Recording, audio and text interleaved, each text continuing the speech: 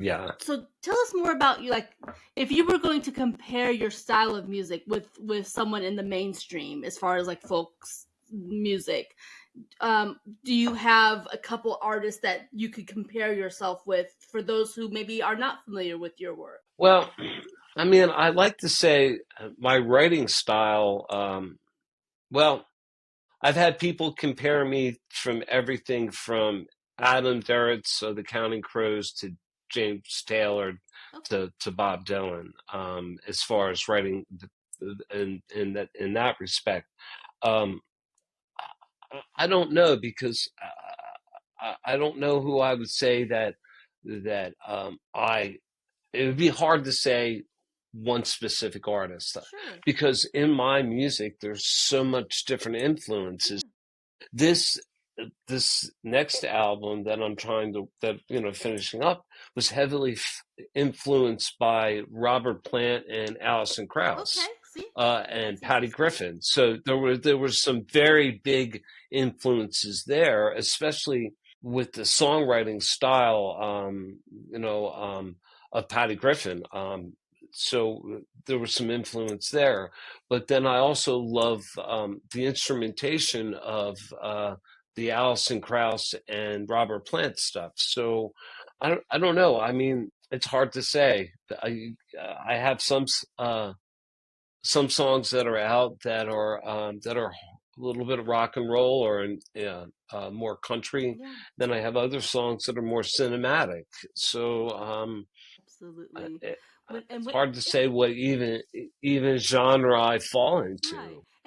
And there's nothing wrong with So having multiple influences. I mean, that just it makes sense. You're not going to emulate one specific person because then you're going to be a carbon copy. It makes sense to take a little bit from this person, a little bit of that person. It's like ingredients in the kitchen where you're going to come up with this masterpiece. But I have to tell you, every time you say Alison Krauss, I've seen her in person and she is amazing. And when I think of Alison Krauss, I just get a sense of fun. So I figure she's the fun ingredient in your music. When I hear you say that, I think um yeah. So, full disclaimer here. I'm a really happy guy. I have a blessed life, but my songs are sad. They're sad songs.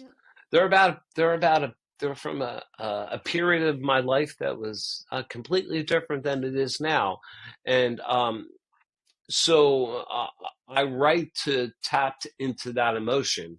Um, but the all my songs have a glimmer of hope. So yeah, so I guess the Alison Krauss part is the joy. yeah. I'll give you that. And she's done some But sad songs, but even still, there's just that little bit of yeah, she's got a teeny bit of mischief to her, just a teeny bit. uh, amazing artist. Yeah, I mean, there's so many amazing artists out there, and there's so many indie artists out there that people need to just check out. I mean, that's the thing. When you listen to what's on the radio, iHeartRadio or Pandora, some of the mainstreams, that's what the tastemakers, the people with the big marketing bucks want you to hear. yeah.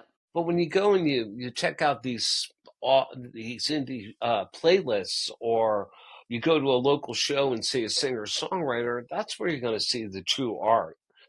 In my opinion, spend the money instead of spending $500 or $300 to go see a concert. Go spend $10, tip your waiter or waitress, have a pizza, and listen to some great local music. You'll go home with a fat wallet, a full belly, and a happy, sense of supporting independent artists, and hopefully a smile on your face. So Absolutely. that's what I say. Yeah. Support local music, support indie artists.